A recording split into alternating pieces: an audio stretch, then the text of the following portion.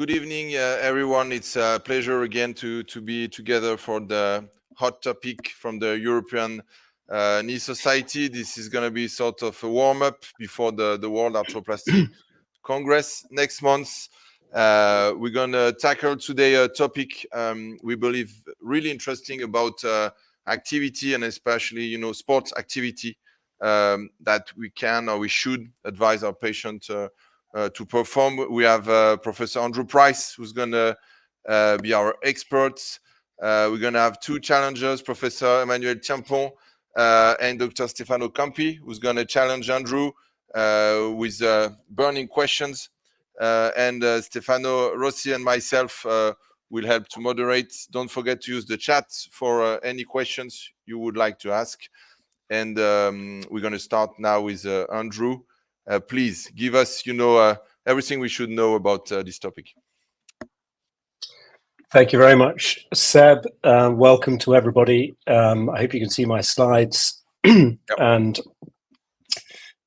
great shout out for the European Knee Society, these fantastic educational sessions that they run, and hugely looking forward to the World Arthroplasty Congress that's coming up that Seb mentioned. So I'm going to talk to you about the influence of sporting activity on TKA and UKA outcomes. I'm going to cover sort of in four sections. What advice do we give? What activity in sport do patients undertake? What is the effect on the outcome? And what is required, perhaps going forward, in terms of gaps in the knowledge and some thoughts about the future directions we should take. So, this article is 23 years old, and this was an attempt, a long time ago. If you think about the evolution of knee replacement, this was at the stage where knee replacement was starting to become an established option for joint replacement, because the survivorship results were starting to really back up the use of this as an intervention for osteoarthritis. And at this point, people were clearly anxious about the exercise recommendations after total joint replacement, because at this point, although the outcomes were starting to be to come through and be impressive, it wasn't really known what the effect of high-level amounts of exercise would be on the outcome of joint replacement. It's interesting, if you jump forward 20 years, this is a piece of work by surgeons in Europe who were looking at the sort of activities which are recommended by surgeons after total knee arthroplasty. And I think this is useful to unpick before we look at some of this sort of outcome data, and try to sort of understand the, first of all, the breadth of what we're talking about. So here are all of the sort of participation sports that you might think of. Now, there are obviously more. I don't think this is totally exhaustive, but it's pretty good. And there's a difference between participating in these. There's a difference between that and being competitive. And then there's a difference between, say, professional activity in these categories. The consensus was that there was a stepwise progression of activity, and I think we would all agree with this. Then in the first 6 weeks, there's walking, stair climbing, swimming. You tend to advise people to be pretty gentle about that initially. Aqua fitness and static cycling. You can increase the amount of things that you like. You can suggest people do by 6 to 12 weeks.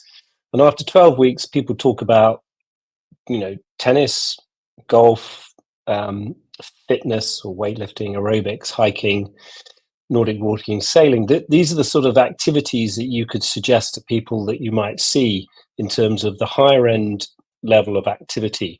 And I think what we mean by that, this progression to the point where they're doing activities, the sort of things that it was their expectation that they would go back to doing. Interestingly, there was one categorical sport to avoid in this consensus was squash, and I guess that's because of the kind of the rapid acceleration, decelerations, and changes of direction that are required. But these were the things that they were surgeons overall felt that they were able to allow people to do. Avoid squash. There were plenty of activities where there's no consensus, because I think this underpins the fact that we just don't have a lot of data about these sorts of activities in real detail. So we advise our patients about their post-operative activity and sports recovery. It's important that we've sort of matched their expectations and their goals. So clearly, the patient who mentions there's specifically one of the reasons they want to have joint replacement is to partake in a certain type of activity at a high level. That is a conversation that many of us, in fact, all of us will have had. You have to be a little bit more anxious in that situation if they need to understand that the primary aim of the procedure is to reduce pain and to improve mobility. And we talk about participation in life, so going back to doing stuff with the family, moving about, being able to go out, do the shopping, basically have a normal life. But for them, if there are specific activities, you need to be careful about meeting their expectations. And there's certainly evidence lacking to support certain activities if you're asked about something very specific. And I would suggest to you that the evidence is lacking to understand the effect on outcome. But there's some interesting trends that are emerging, and I hope to share those with you. So what sort of things do people actually return to? And we're talking about total or uni at the moment, and we'll return to that difference a little bit later on. So if you think about the sort of things that people actually do return to, that systematic review that I've mentioned here, which I think is a very interesting article to read about this.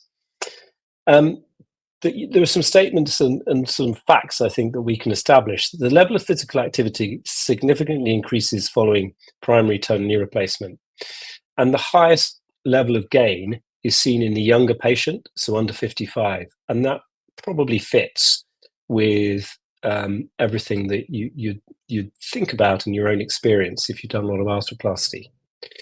I would tie in that expectation to point number 2 here. So the younger patient's definitely looking for more physical activity.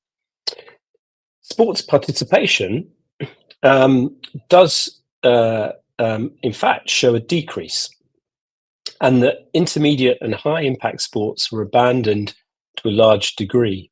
So in other words, although one might like to think that a lot of people go back to the sort of things that the impact sports that they've been used to, many people don't. And I guess that's partly to do with the advice we give them, and partly to do with their own sense of probably the stage of life and what they feel. It's common for patients to feel that what their activities have led in part to their arthritis. They tend to back off, I think. But participation rates for low impact sports are predominantly increased. So there's a range of things that they can do that is very encouraging. And about 70% of people resume sporting activities. So I think that's a really interesting figure. I suspect that's higher than people would expect in the profession. If you talk to people who do a lot of joint replacement, we're all aware that in many situations, patients resume the sporting activities they want to, and in many ways you can't really control them in doing that. They definitely want to go back to these things. There are also exceptions in everyone's practice. So I would say to you, pretty much everybody I know, if you look at within the European Knee Society, and I spoke to a lot of my colleagues to try to get information about how people felt about sporting activity. Every surgeon knows a patient or multiple patients who are doing very high levels of activity. Some are doing long distance running, competitive football, singles tennis, but in competitive leagues. There are people who return to squash, field hockey, weightlifting, mountaineering. All of these things are possible, and probably you can see from the initial consensus statement that overall our advice would be to most people, you shouldn't think to going back to this. But the individual who's counselled at a level where they understand the risks involved or the potential risks, it's clear that people want to be able to take on these sorts of activities. You're probably aware of Andy Murray and a kind of this what's become quite a kind of well-known case of return to professional sport after joint replacement. So, the expectation is there about what you'll be able to do with the sort of modern joint replacement that we're able to achieve. There aren't patients who've gone back to professional sport following joint replacement, or very, very, very few. I don't think we know really of anybody who's been able to do that at this sort of level. So I think you need to be cautious about setting the goalposts in terms of what people can achieve. A common consideration, I think, for many people is the issue of running. So there are many, many people who have osteoarthritis who run, who get knee pain, and they've managed that knee pain for a very long period of time, but they absolutely want to return to running. And if you perform knee replacement on them, some people will come to you because they want to be able to return to running, and other people have pain which affects them throughout their life in lots of activities they do, but they're going to try to go back to running. And I think actually that age is not a factor here. I think that you have a lot of fit and healthy older people now who want to run, and we're unclear in our view about how to advise these people.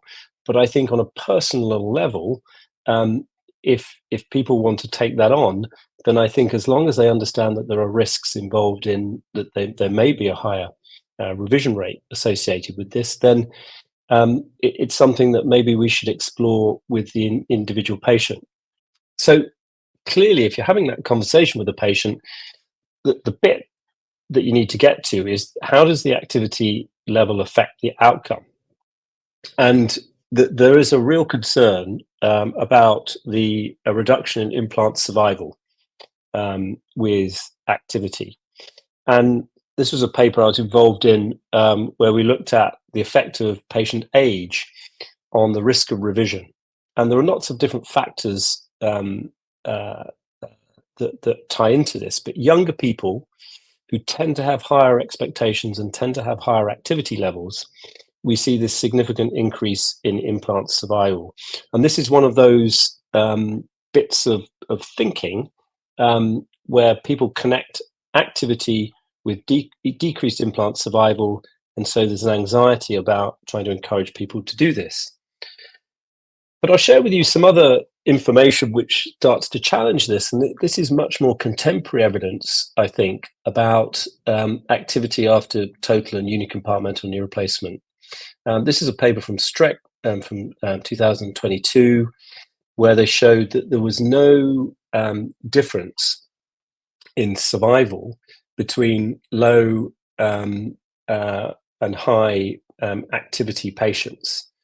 And in fact, the low activity patients, if you look at the graph on the right, in unicondylar patients, you see that there's a significant drop off. But if you look at moderate and high levels of activity, it's not what you would expect. Is that there's this trend that patients who have high levels of activity, and we're talking about the kind of low impact sports that we're talking about, you can get very good outcomes in terms of longevity.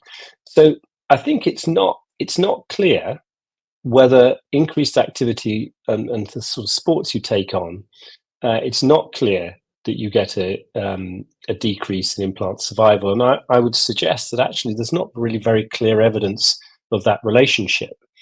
So if you're advising patients around activity, given all of the other benefits that you might see from the sort of things they want to do, their mental well-being, their overall general health, if they want to return to high levels of activity, maybe there's an argument for allowing that.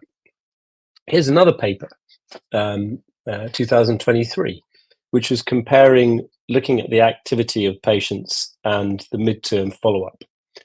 And they showed, as we probably know from the other data that we've got, that this is after total knee replacement, that people can return to sporting activity or even perform better than before surgery. And remember, 70% in that systematic review got back.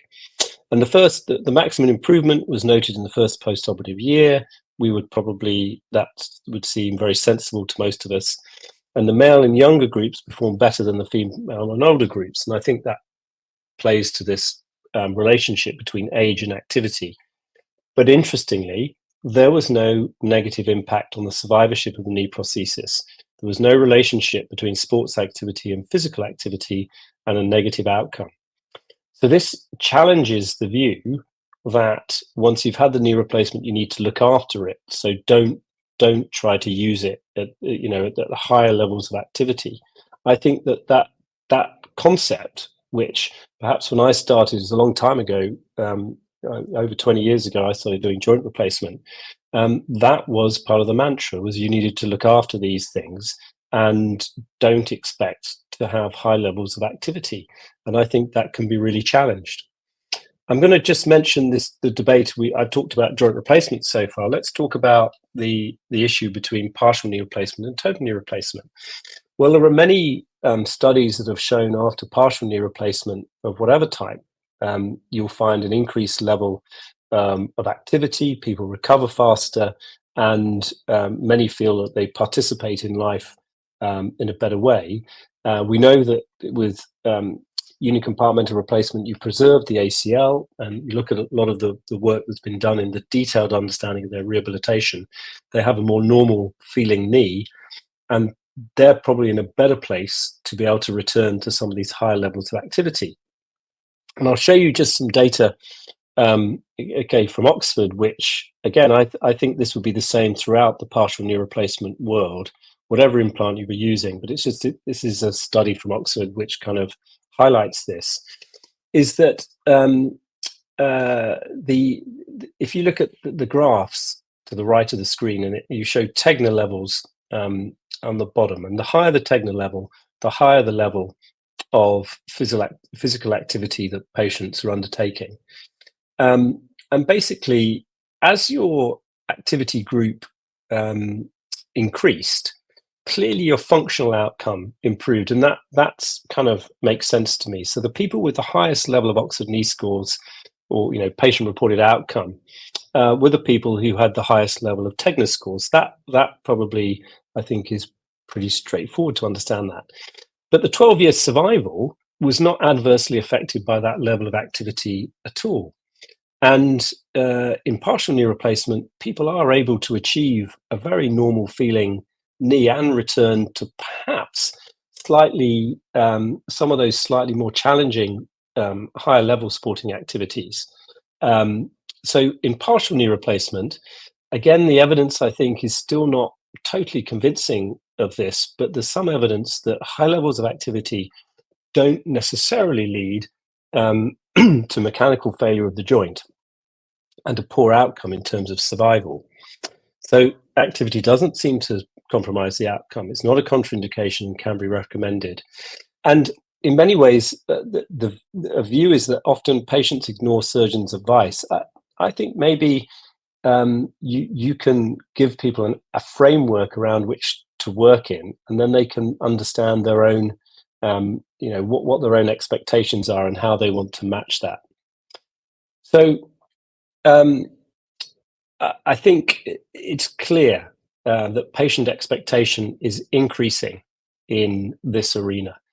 Patients, young and old, want to do more physical activity, and the world of having a joint replacement at end-stage arthritis to allow you to have just, to modify your pain and allow you to have a simple life but less pain in your knee, that's changing.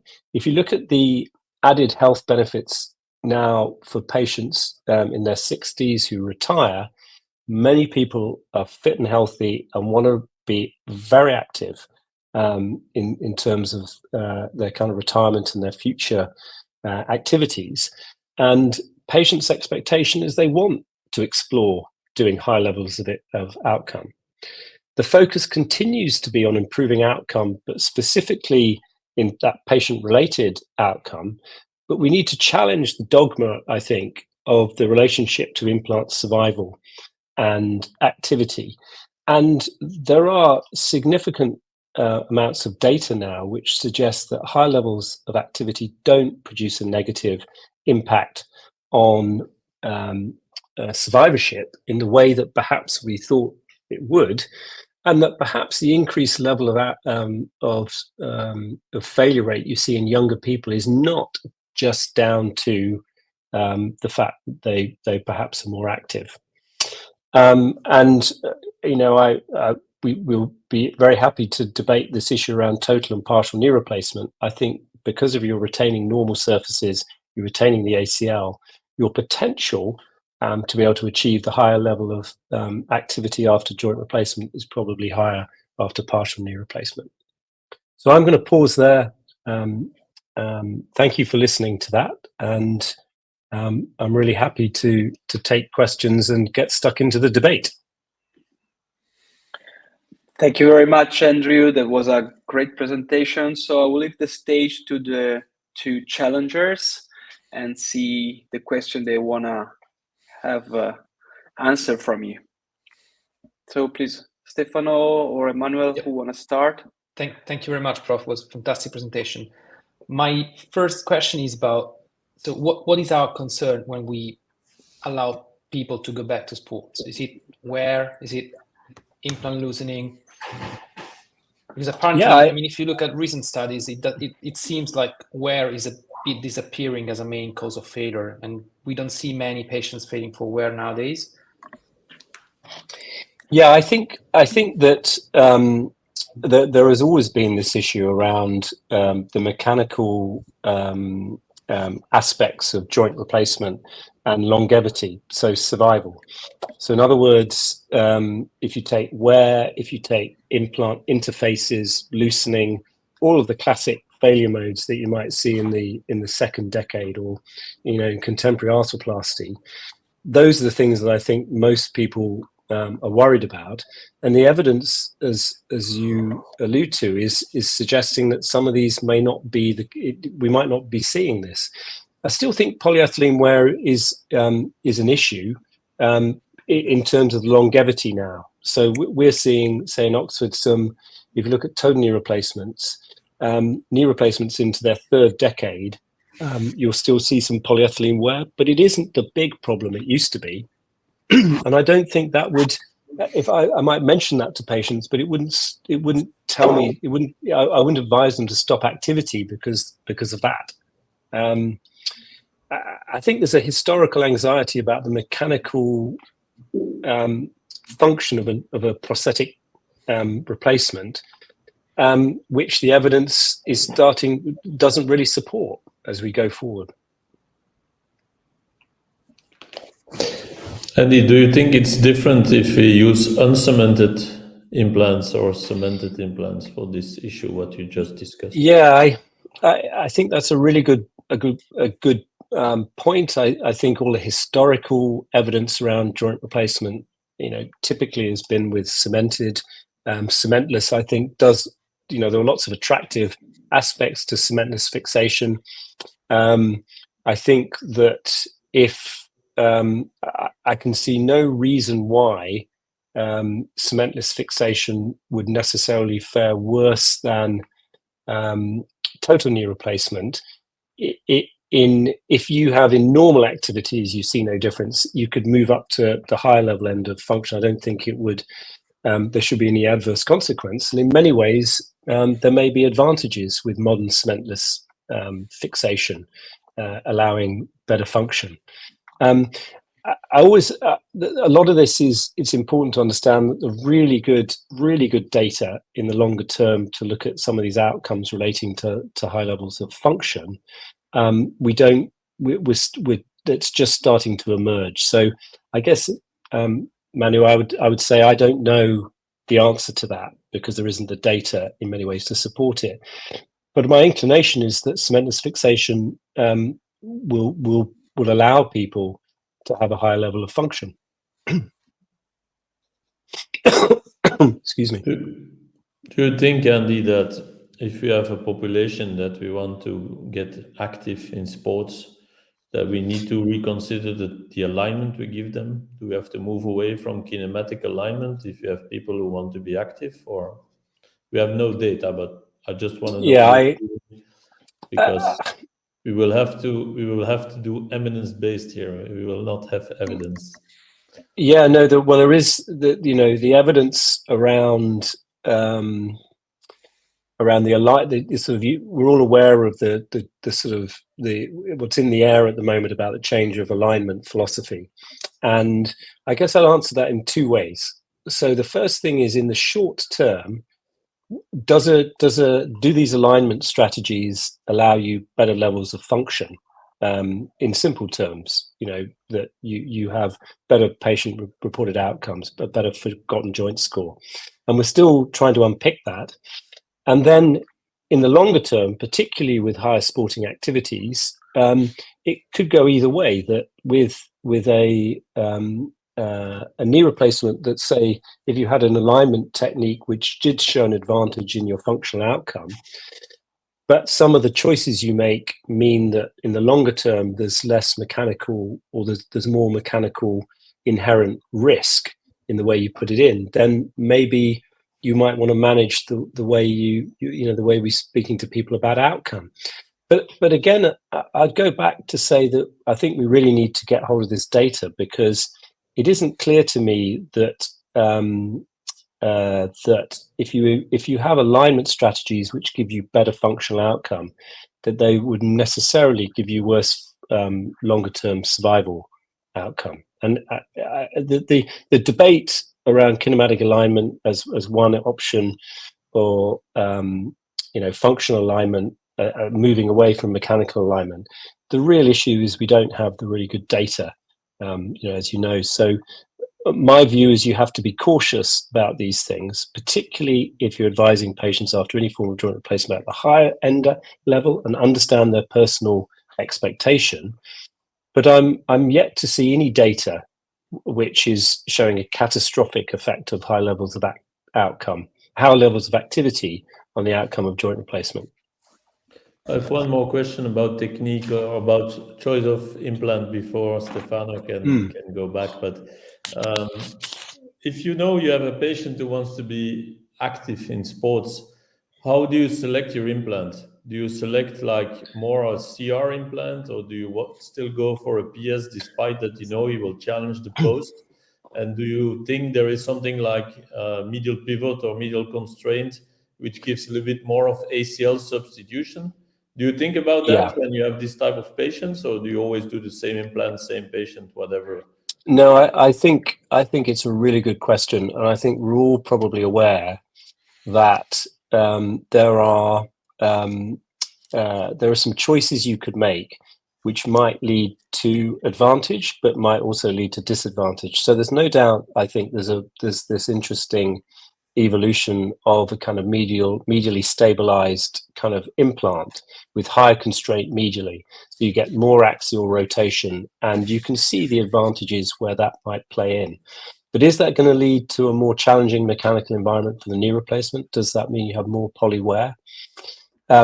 So I absolutely think you're right that you need to be thinking about these choices, and perhaps my inclination is that you do need some constraint to try and create. You need to tie in the implant articulation to be able to allow you to get the axial rotation if your ACL is gone. But you need to be cautious that at some point that might lead you to a mechanical disadvantage to the knee replacement itself. I think in the older person who doesn't have a high level of expectation in terms of activity, you should still choose the implant you think that gives him the best outcome. The person who comes to you who says, I want to return to playing competitive singles tennis, then I think you need to think a little bit about the technique that you want to use. Great question. Stefano.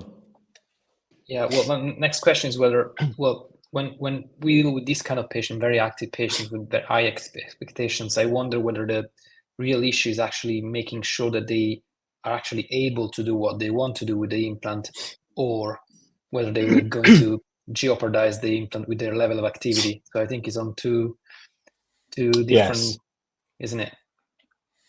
Yeah, no, I think when I look at the my perspective on how the outcome of joint replacement goes, there are a proportion of people who do badly from joint replacement who that you can't really predict. There's the person who, for all intents and purposes, should do well, and they have pain and they have stiffness, and those people they're out, they're not going to achieve these high levels of function we're talking about. So if you talk about the majority of people who do well, if the expectation is I'm going to return to participating in life, I want to get on and do my stuff, I want to do some gentle activity or sports, many of those people are happy. I think one of the amazing things about joint replacement, there are lots of advances, but established joint replacement in the way it's been done for many years allows people to return pretty with pretty good confidence to these things. And we know from the data, 70% of people go back to some sort of doubles tennis if you want to, a little bit of golf, you swim, you walk longer distances, you hike, whatever. Now, if they want to push that and challenge that, and I think the example of that, Stefano, is the running question. So the person says, I want to run. And you go, my advice, it'd be fantastic to hear what you guys think. I say, well, on the whole, I would not encourage you to run, because we don't really know how that affects the outcome of this. Many of those people will, if they really want to do it, will go and run. And it's amazing when they come back to see you for review, that some people are really enthusiastic about it, want to tell you that, and other people are anxious because they don't want you to think that they're doing stuff that may lead to this decrease in the problem with outcome. But I go back to this point that I don't think we have the data that clearly links high levels of activity to failure. That it's not clear that we have that yet. Yeah, and also comment on this. I mean, is that many of the studies comparing the level of activity. I mean, the high activity group is usually UCL 8 or is the Tegner 5, which is not like playing soccer. It's still golfing or doing walking, and so it's not. I don't know whether it's the real high level of activity that we're talking about. There are some, there are some amazing outcomes. I've seen, I think we've all seen, I'm thinking of, say, tennis. And I've seen videos of people after partial knee replacement. And again, it doesn't matter how you do that, fixed, mobile, whatever. But you see people playing like tennis coaches. I've operated on a number of tennis coaches. And you see them move afterwards, and they have a very normal movement pattern in terms of how they're split stepping, how they're able to, and they have to be like that to be able to coach. So high levels of activity and precision activity are possible. I think that's easier after partial and total. I'm always more anxious about what I advise people that they're going to be able to do after a total compared to partial. But you do see these high levels, and again, I talk about precision activity. It's being able to do the thing you want to do well, even if you're not being really extreme. It's like going back to playing golf, but being able to really play golf the way that you could kind of remember playing before your knee was arthritic. And I think we're exploring that. And I don't put patients off. I'm anxious about the person whose expectations are way off. And the person who doesn't really have any problems in their knee, apart from when they play sport. The person who says after 3 rounds of golf a week, my knee hurts.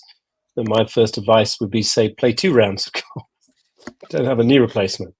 So you have to be pragmatic about it as well.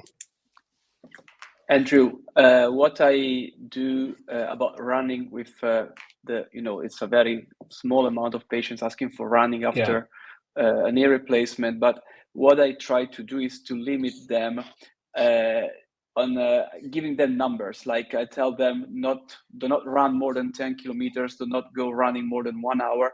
And this is because I'm more afraid about injuries that they may have when they starting getting tired.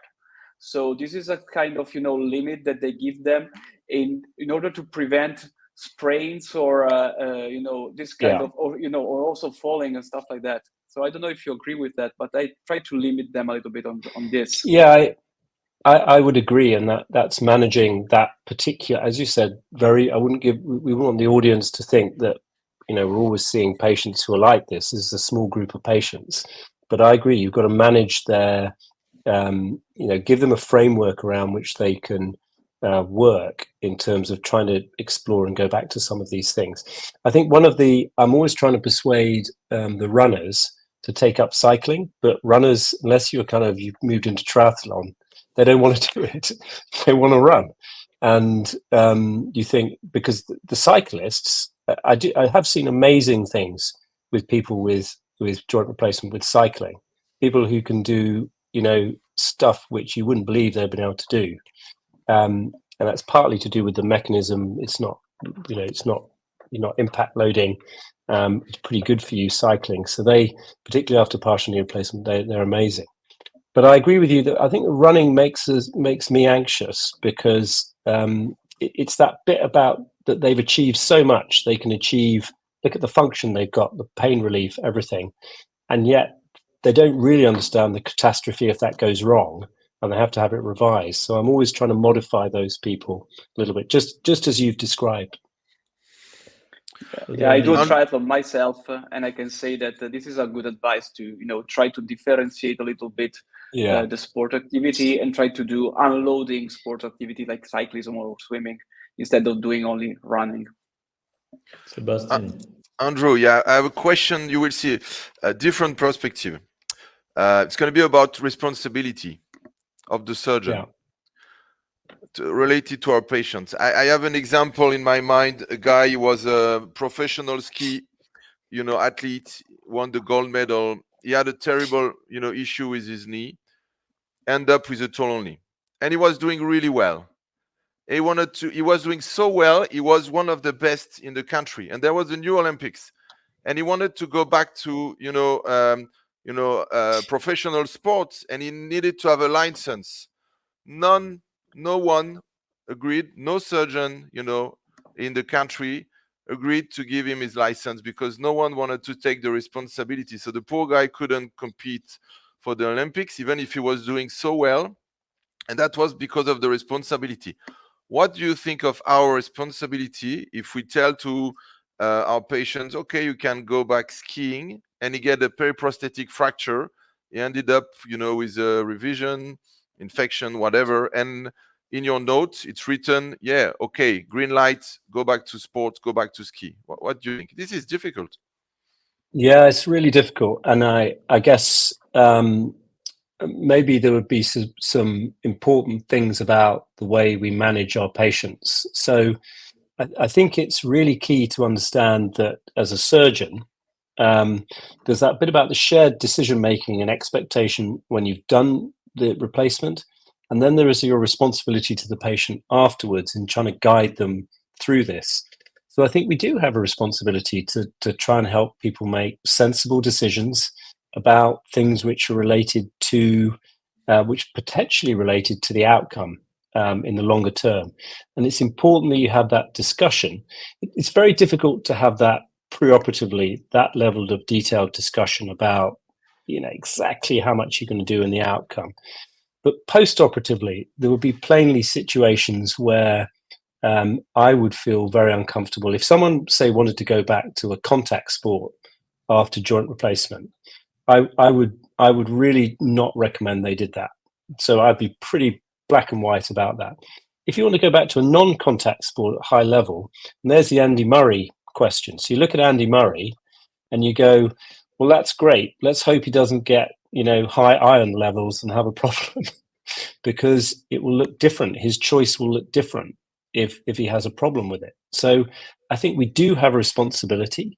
I think human nature is such that people might judge that level of responsibility you have differently. It's kind of reassuring in a way that in some respects that no one would give the guy a license, but also I think it underpins our anxiety about this, because I think this issue is going to become bigger.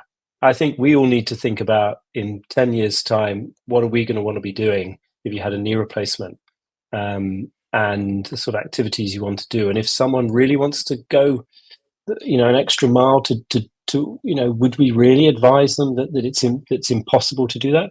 I think it's all got to be about consent, and discussion, information. We need better data, but we need to share that with patients.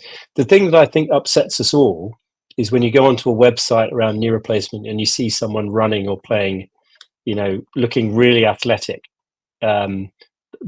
Those things make us anxious, because for the vast majority of people, we're not saying you're going to go back to being this at a higher level of activity. In the specific cases like you're talking about, I don't know. It's I feel, the more I think about it, I feel sorry for the guy who couldn't get a license. But I don't completely agree, guys, because I don't think we can be responsible. I think the only thing we have to tell them is that when you have a joint replacement, the risk is different. I mean, if you have an MCL tear on your joint replacement, it will not heal like it would heal on your or my knee. It's the same with periprosthetic fracture. They have to know that there is some elasticity difference between the metal and between the bone, and that if they have an accident, they will probably break at the supracondylar level or at the level of the tibial stem if you put one in. So I think if you can give them that information, it remains their decision, and I think they have to be responsible. It's their choice. I mean, if you could also tell them never to take stairs anymore, because they could slip from the stair and they could also have an MCL tear or a periprosthetic fracture. So I see it a bit different. I think also to go back to Stefano, when we have patients that tell us, because he's a specialist in running, if patients tell you I run, I'm sometimes wondering what they are doing, Stefano, because when I drive my car, I see some people in the street, they're hardly moving on. They're like on a standstill position. And then they would come to the clinic and they would tell me they are runners. So I see my son running, who is a professional soccer player, and he runs 36 kilometers an hour. That is running. What these people are doing is like standing still in the street. So I'm not sure they're all runners. Yes. It's jogging. It's their very soft jogging, let's say. It's very soft, very soft jogging. It's like walking. I think I walk quicker than they run. But Emmanuel, I agree with you about what you were saying about responsibility. Just the last clinic I had last week, I had two patients. The old lady, 84 years old, and this young guy, 55, both with the same total knee. The 84 years old lady comes to me. She's 3 months after operation, and she asked me if next weekend she can go skiing. And I just asked her, but do you usually ski? And she says, yes, it's my passion. So I told her, yeah, you can do that. The other guy was 55, and he wanted to try skiing after a total knee replacement. I think this is crazy. Yeah. If you never done it before, why should you do that now? Well, it's the crazy thing that happens with people. I had it, I think 1 year ago. I operated on one of our Red Devils soccer player, gave him a total knee. He put in the newspaper that since he had my total knee, he was a better soccer player than before. But he forgot to say he's 55. So then I got like every week after, people who wanted to play soccer, wanted to have a joint replacement. It's crazy. It's like the information goes completely wrong. It has nothing to do with the joint replacement. It's communication. It's exactly that. It's about communication. It's totally about communication and knowing what your patient were doing before the replacement, what they are able to do. Because if you have good skills in skiing, then you can do it with a total knee replacement at 85 years old without any problem. But if you don't have any skill, then you will fall. And this is the problem. It's not about. It's about the injury you're gonna have. Yeah. I think there's consensus here, because I think what you've got to do is your responsibility is to advise the patient in a kind of informed way. I think your question, Seb, was a little bit different about that licensing thing. You can't tell patients will decide what they want to do. It's their choice. But there are some crazy things to do. as we've just heard, or the stuff where you can encourage people, I think, to be as active as they want to be, within the bounds of kind of safety. I agree with the interesting thing about soccer is there are a whole load of people who do play soccer. Have you seen walking soccer? They don't actually run about. They just walk and pass the ball about. So I think a lot of people with joint replacement could play soccer like that.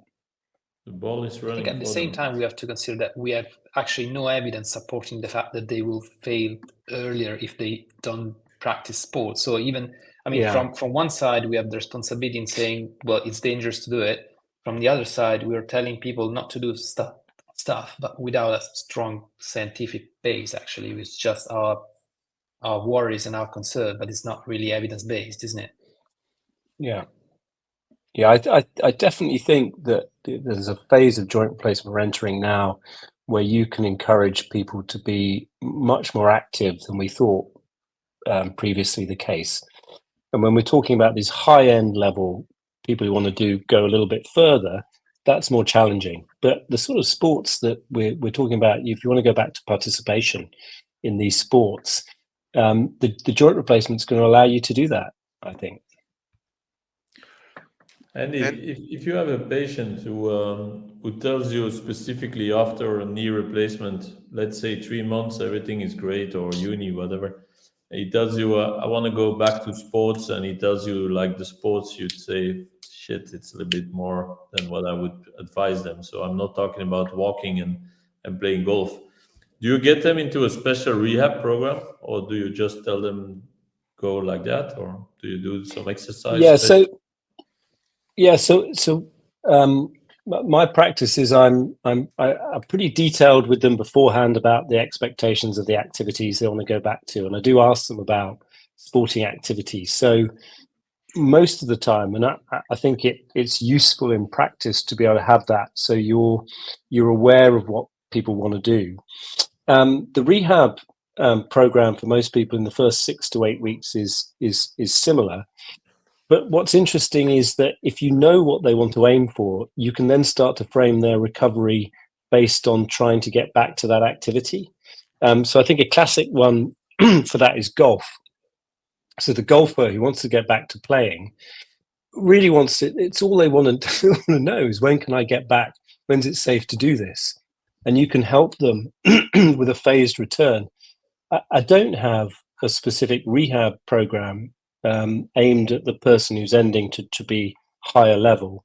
And I guess that's mainly because the people who are most extreme in that group, half the time I'm trying to encourage them not to go quickly. My worry is if you give them a target, you know what some people are like, the sort of person who says, I'm going to return, I want to run, or I want to cycle, 1,000K a week or whatever. They're the people who are going to go. And the anxiety then is that they get into have a problem. So I haven't, rightly or wrongly, I don't have a rehab program specifically for that higher end of function. But I want to be able to weave it into my conversation with them about what they start doing afterwards.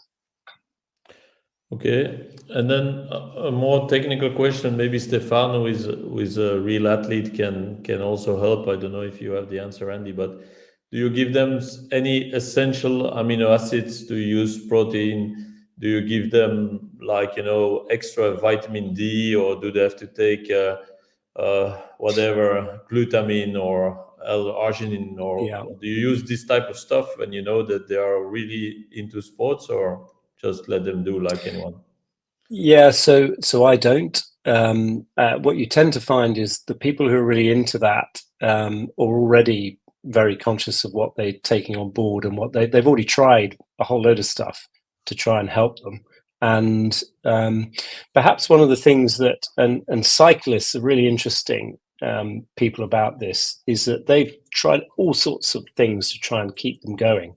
They're also they have real precision insight into their knee and how it feels. And there's this whole bit about, they'll come back and say, well, it's just started to hurt a little bit on the lateral side now.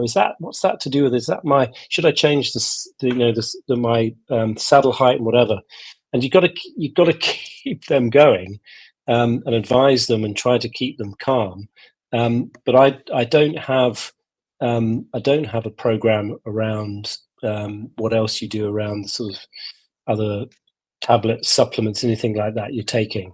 Again, maybe it'd be interesting to see what the sports med people do in terms of recovery in the older athlete, and maybe we should. There is stuff to learn from that, but that's not part of my practice at the moment. Don't know what the other guys think. Do you have any experience? I personally, what I do, I give them the advice to go to, if they don't have it already, I send it to a nutritional specialist. This for sports, not for the knee replacement, but for sports, for integration. I tell them, I suggest the shoes for running, the more cushioned ones, like A3 ones, and to rely on this kind of shoes with more, more less bouncing, so more attution. And I send them to the biomechanic guy for the bike, and I advise not to do breaststroke when they do swimming, just free swimming, not breaststroke. These are the advices I give them if they do a knee replacement, they want to go back to sports, and they do like running or cycling or swimming. This is the main. And for skiing as well, it's if they have a good level before, they can go back. Otherwise, I suggest not to do that for the sport we were talking about before. And how do you evaluate the quadriceps? If you let them go back, do you do anything special like Cybex testing, or when do you tell them the quad is okay to go back skiing, for example? Well, actually, it's just I have the if they are not like professionals, let's say professional, like instructors, ski instructors. I just verify how the quadricep is doing comparing to the other side. And but skiing is much more technical than the problem of quadriceps strength. So if the level is the same on the other side, I think they're ready to do that. I usually suggest not before 3 months after surgery. So 3 months is the beginning if they're very good level. Otherwise, 6 months. The ski instructors are so good; they could ski only with one leg. So yes, they will never stop. They will never stop.